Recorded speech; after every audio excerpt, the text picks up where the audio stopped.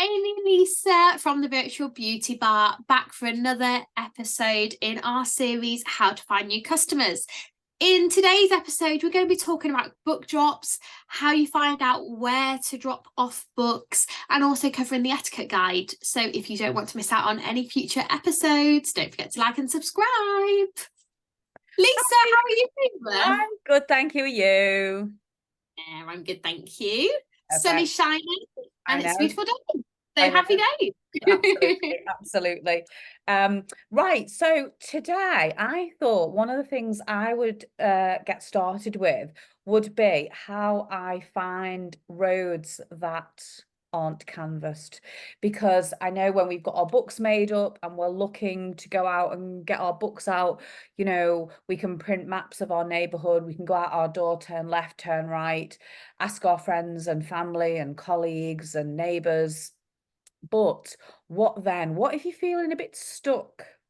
So this is something that I found started to work really well for me when I started doing markets. And I've kind of adapted it a little bit now. And I shall tell you why. So basically when I'm at a market stall and somebody walks by and they go, "Oh, Avon, oh, I've not seen an Avon book for a long time." And I always go, "Oh, really? Um, oh, you don't get a book through your door?" And they go, "No." So I say, "Where do you live?" And they would normally tell me the town where they live, or the village. It's more like a village because we're in a village. It's a different area. So I would always kind of find something that I can relate. So if somebody lives near my mum and dad, like where my mum and dad live in kind of that general area, I always say, "Oh, my mum and dad live in that area. Whereabouts do you live? Like, what's the name of your road?" And they're quite happy then to tell me, or it could be by me. They might say, "Oh, I live in Kew," and I always say, "Oh, what's the name of the road where you live?" And then they tell me the name of the road. So then I sort of reaffirm it and I say, "So you don't get a book through the door?" And they say, "No, we never get a book through the door." So I say, "Well, that's interesting. Do you mind if I just write that down? Because that's where I could potentially go next." So I always sort of ask them what their door number is, because I say, "Well, I don't want to drop one again through your door, but then I know it's somebody who's taken a brochure." Now, sometimes when you kind of get a bit into conversations with people, you might be comfortable asking them for the phone number or what's the name. But, if you're busy, you might not necessarily have the time. But if you know the first name, the door number, and the street, then if you're going to deliver a brochure regularly, to that person, then you've got that street. And then you've also got someone's bringing to the bin day today. Honestly, it's chaos where I live. So yeah, everyone's bringing the bins in now. We've had mowing earlier, now it's bins. So so then I've got a potential street to canvas, and that's worked really well for me because I've already had the inside information that no one's canvassing that street. So that's kind of my next aim. This worked really well for us last year when I did the air show. So I had a stall set up and it was a really, really busy weekend. But my husband was out with the brochures, so he would help me set up. He'd go off for a few hours and I would text him and say, "Do these two roads." And then he might go out for sort of a walk for 45 minutes, an hour, and then he would get the brochures out. So it's a really good way if you've got somebody helping you as well to get those brochures out there. And then but I kind of do this as well with friends or acquaintances or people at the gym. I did it this morning with somebody. She was new, she took a book, and I said, "Oh, are you local? Where do you live?" She said, "Oh, Birkdale." So again, got the address, I know where she lives. So and then I just make little notes and I think, well, that's given me potentially a couple of roads where to go, because we always think, "Oh, I don't," like if you're like me and you think, "Oh, I can't go there. What if they already have somebody?" Or what if they've already, what if there's already somebody there doing books? And this kind of worked well as well from, if you've got your hairdresser who takes books for you and then somebody else takes a brochure and then they place an order, it's always worth just having that conversation saying, "Oh, do you not get to see a book?" And then, that develops and you can just ask a few questions and that'll help you find some, hopefully, new streets to canvas in an area, in near where you live. So that's kind of how I do it with events and friends. Let's talk about how you find new customers from social media. Yeah, so when I first moved here, I we have like village Facebook pages. So I just simply put in them, "Hi, I'm a local Avon representative. Just wondering, would anyone like to see the copy of the latest brochure?" And that's firstly where I got my first set of customers from. And then from that as well, I knew that they obviously didn't have a representative on that street. And so I immediately had a list of about at least 10 people and 10 streets as to where I could go. So even just publicising that you are a local Avon representative in the area, and getting yourself out there. Other people may be tagged who is an Avon representative at all as well. That sometimes happens, but don't let it put you off, as well. You They're not going to be able talking, are you talking pages or groups? Because you said pages, but do you mean groups? to be honest, it depends on what the local village is. Sometimes they're pages and sometimes they're groups. I think for me personally, here where I live, we do have a bit of a different, like we have different ones. So we've got one page, and I think we've also got two groups as well. And the other app that I found really quite useful as well is Nextdoor. On the Mhm. Nextdoor app, you just post in there, and again, exactly same wording. "Hi, I'm a local Avon representative. Just wondering whether anyone would like to see the latest copy of the Avon brochure." And again, that would give you, if someone comes back to you asking for a book, you know that that street isn't covered basically, and you can go and canvass the street. So give us some examples of how you do it differently on a page to a group, because I know sometimes I would post on my own profile and then I'd share it into a group. How do you do it? Yeah, so I mean, I will either message the admin first and check it's okay, because obviously some people might be leaving their addresses. Or what I say, I just, to be honest, I just post it, and on normally on a page, it goes straight onto the page and it's public. Sometimes on a group, you just have to wait for it to be verified. Um, or what I sometimes put in when I'm actually doing the status as such is say, if you'd like a brochure, message me with your address, so that then people's addresses aren't public as well. So you're not feeling like you're putting people on the spot and asking them for their address Yeah, publicly. yeah. I post my where I live for the estate, we have a couple of Facebook pages, groups, sorry, but we're not really allowed to post about businesses in there. Somebody might ask, can they recommend one? But what I do is, because we have a lot of boxes for our deliveries, probably every week, I put a picture of the boxes and I say, would anybody like any boxes? And I always get replies, and they can see it says Avon on it. And the guy came the other night and he said, "Oh, you're the Avon rep, aren't you?" And I said, "Yeah." I said, "Message me anytime you need boxes." And we had a great conversation. We were chatting. So, there's always ways to get into these groups, isn't there? Yeah, Yeah. absolutely roundabout ways. And like you say, I post on Facebook Marketplace personally as well, just being able to recycle the boxes, not just popping them in the bin yourself, just pop them on the local Facebook Marketplace group, or like you say, a private group as well for your estate. And just say, would anyone like some free strong boxes? Because they are strong, because we get bubble baths and all sorts in them. Um, and it's a great way of advertisement really as well, isn't it? So yeah, no, it's a good It one. does link into the buzzwords of attraction marketing, where we're not selling on every post. We're not just sell, sell, sell, but it's like we're just linking something in there and having conversations and making people aware. Because I always, people, if it's a woman who comes, she always says, "Oh, can I have a brochure as well?" Before I've offered, which is great. So this seems like a really good idea now, to talk about the etiquette guide. Um, Yeah, especially when we are book dropping. yeah, So, because I know there's lots and lots of questions about the etiquette guide. Now, if you are an Avon rep, you can go to the Avon Training Academy. And if you just go to log in, search bar at the top, type in etiquette guide, a big shiny example of what is etiquette will come up. But let's just have your opinion on how you would do it. and the important things that you follow, and we probably both follow as reps, because everybody's different here, aren't they? Yeah, certainly. So the way that I personally follow the etiquette guide is when I'm canvassing, I do like a little slip of paper, and I'm effectively giving the customer 4 different options. So they can either place an order, which is one option, but then on the piece of paper or the slip that I put in the book, I do 3 different tick boxes. So if they're placing an order, they haven't got to tick a box at all.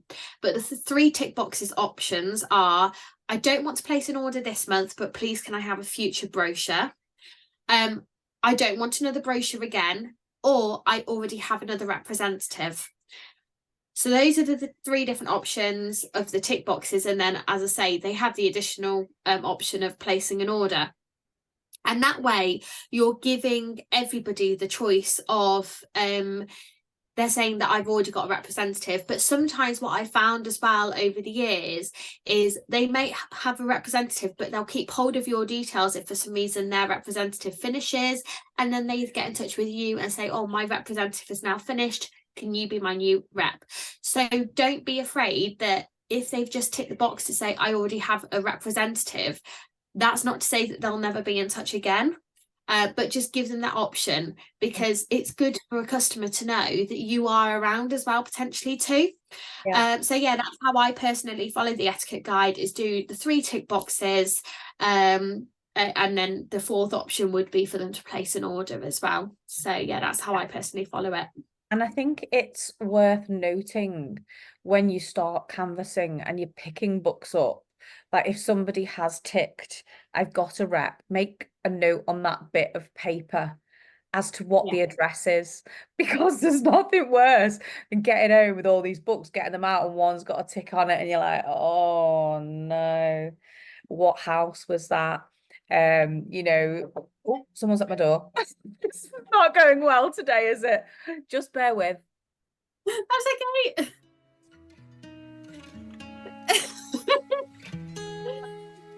Yeah.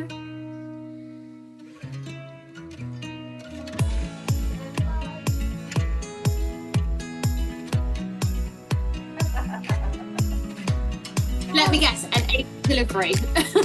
Well, I think there's going to be lots of speeding up going on in this. I'm back. That was hilarious. Oh dear. Right. Etiquette guide, tick boxes. One more thing about the etiquette guide that lots of people ask a question about, and that is when people have a sticker on the door. Yes. You. So so this is a really common question that I get asked. What do I push a book through a door with a sticker on the door asking for no cold callers? And my answer is yes, I do. I don't knock that door, I don't ring the doorbell, I just pop a book through. Me personally, I actually have one on my own front door now, which is really ridiculous, but it's left here from the person who lived here before. I haven't gone out of my way to find that sticker. But when we first moved here, I was expecting our 2nd child. So in the first 6 months, I was very, very sleep deprived. And I'll tell you what, if someone went and rang my doorbell when I'd either just got William to sleep or myself to sleep, I wouldn't have been too happy. Let's just put it that way. So I kept it up for that reason alone. But that's not to say that I wouldn't have wanted a book through my door. Yeah. I'm not disturbing anyone by popping a book through the door. The one thing I would say though is when you're going back to collect the book, I don't again ring the doorbell though. So I respect that notice. If they don't want to leave their brochure out, I do always leave a calling card. So these are the calling cards that you can order through when you're placing an order, as well as a representative. So at the moment they're 70 for 75 of them, it costs you £2. And so this just says, sorry, I missed you. I've come to, and then there's 2 different tick boxes, either pick up your brochure or deliver your new product. I'll pop back, and then you can tick the box as to what day you're popping back and whether it's AM or PM. So I do always leave one of those, but I never knock or ring the doorbell. And actually over the time that I personally have been canvassing, I've got about 350 customers myself personally, and I'd say a good majority of those have actually got those stickers on those doors. So it's not to say that everybody thinks that that sticker is meant for Avon representatives. So like I say, just pop a book through the door. You're not cold calling because you're not ringing the doorbell or knocking the door itself. You're just popping a book through. And for me personally, like I say, it's actually the previous owner that put it up. I haven't put it up. It's just that I haven't personally taken it down. And Yeah, you don't know. like you can look at that now, we're recording and the door's just gone for me and I've had to go and answer the door, and it's fine because it's just a little parcel. But if it was Yeah. somebody who wants to stop and talk to me, and we do get it a lot on new estates, it's not convenient for me to just stop and have a 10-minute conversation with somebody, and I'm happy to have things through the door and then I'll make that decision. So, Yeah. I think everyone's different again, aren't they? I've got customers who, again, I've got the stickers, and I've asked when I've gone and I went, oh, but it's somebody who's found me. I've gone and delivered, and then I've got, oh gosh, you've got a sticker, and they're like, oh, that's from the previous owner, Yeah. So you just don't know, do you? No, don't judge a book by its cover, is what I'd say. Excuse the pun. So don't forget, the etiquette guide covers things like, if you're out collecting your books, not to collect other people's books. Sometimes I've had it where I've gone to collect mine and they've said they've given me, somebody else's book, and I've said, like, we're not allowed to take other people's books. Please contact that rep if you want them to pick it up, or pop it in your recycling or put it out on the day they've asked you to. So it covers lots of things like that, doesn't it?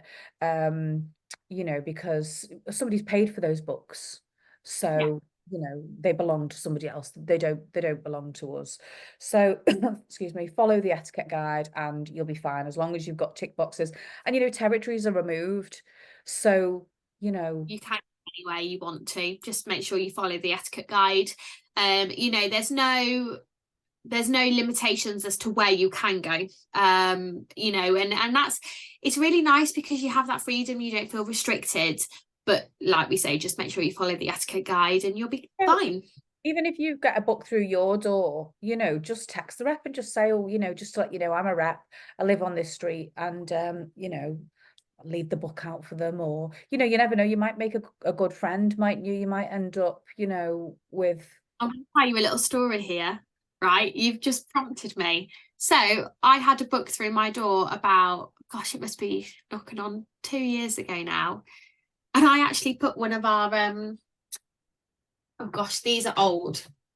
If you're an older representative, you might remember these, just like little uh Notepad. can't think, yeah, notepad, yeah. And so I'd left a little note. Hi Sophie, thank you for leaving the brochure. I'm actually also a fellow representative, so don't need your book. But if ever you have, if anything's ever out of stock, feel free to message me first, and I'll see if I've got it in my stock.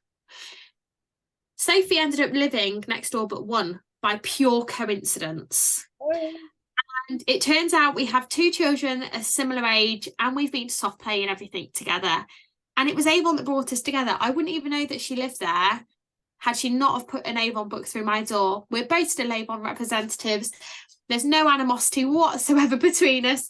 I constantly message her, oh, have you got this in your stock? Or yes or no, or vice versa. So, it's she followed the etiquette guide. I, put a polite notice back saying I'm actually already a representative, and I've made a friend out of it. So happy days. And that's someone who lives next door but one. And So even on the same street.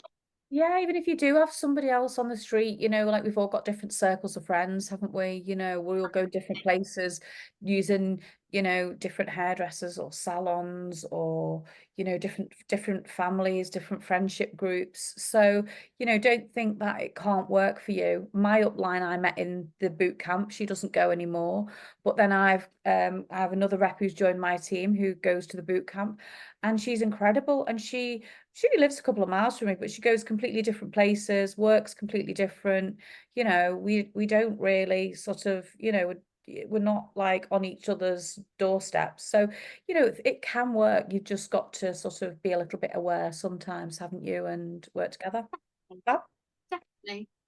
I think we've covered everything there. Do you? I think we have covered everything. Yeah. Yeah. So that's just given you a couple of little ideas on how we find potential streets to canvas. And we've covered a little bit of the etiquette guide, but we'd love to hear from you as well. So if you have any thoughts, please pop them in the comments below. If you'd like to email us, you can email us at thevirtualbeautybar@gmail.com. Looked at the camera then. I know the email address, so I will put it along the bottom here. I will pop it down here. So yeah, please like and subscribe for future episodes so you don't miss anything. And we've loved having you with us today, and we hope to see you next time. Take care. Bye.